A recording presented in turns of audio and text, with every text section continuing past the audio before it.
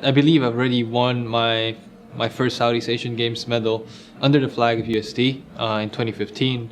It kind of just grew, That's why the opportunity would just knock there, and you just need to judge it in the best way that you can and look at as far as you can and try to understand the path that you would want to take.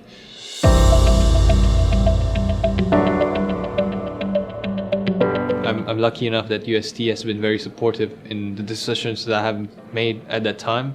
As my professors have told me before, you shouldn't, but they cared and they basically gave me their best advice, and I still ended up deciding for myself. But having those, knowing that they truly care for each and every one is truly an amazing thing, and I think I'm very blessed to have those people around me. It really truly is amazing.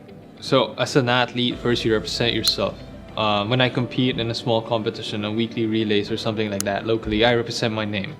When I put on the vest of UST, I represent University of Santo Tomas. I represent all the students, all the people that runs UST, all the history of the university is under me, and I represent that.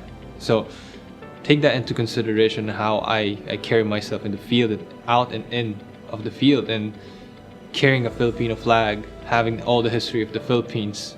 That is on me to represent Philippines as well as I can, and I truly believe the best way I could represent Philippines is to win medals, to represent them with pride, glory, and honor, and of course with multiple accolades that I could achieve. And it's a different sense of pride representing 109 million Filipinos all over the world. It is truly a magical thing, and I think that's why I do what I do, and that's why I represent the country as well as I can be.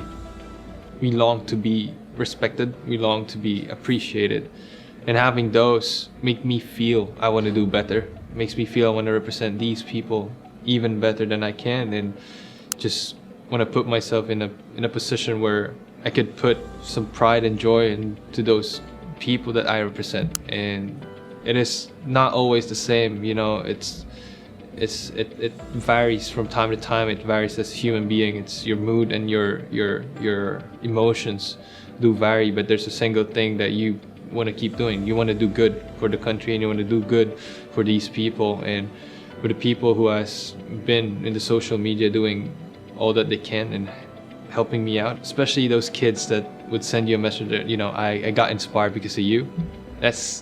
It just makes you, I can't stop. You can't show, or at least you can't have that moment that, the kid will actually question why they got inspired at all. That's one of the responsibility, I think, as a person, or as I am now. And I'm very blessed to have that opportunity to influence some of these, I would hope, future of the Philippine country, or Filipino people. I think there's a lot of different things in life that would be difficult to decide, but you know your calling, and it doesn't need to be fruitful or a greener pasture at the same time.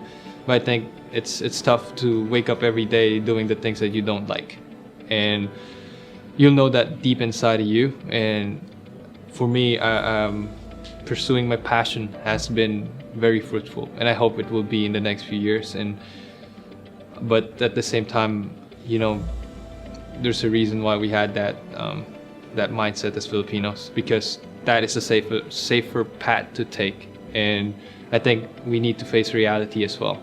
Though we want to pursue our passion, there are times when we need to face reality as an individual to understand the fact of life. And that's, I think, a very brutal thing to say, but it is true. And it's hard to not tell a story about a fellow teammate of mine back in the day.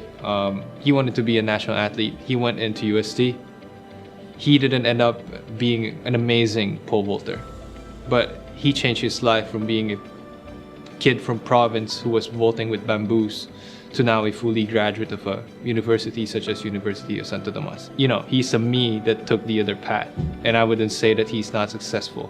He has changed his life. He has probably changed his life trajectory to a better place, and that's why my only advice is really pursue your passion, but then at the same time have the the 2 cents of reality at the same time, at the right on your side as well.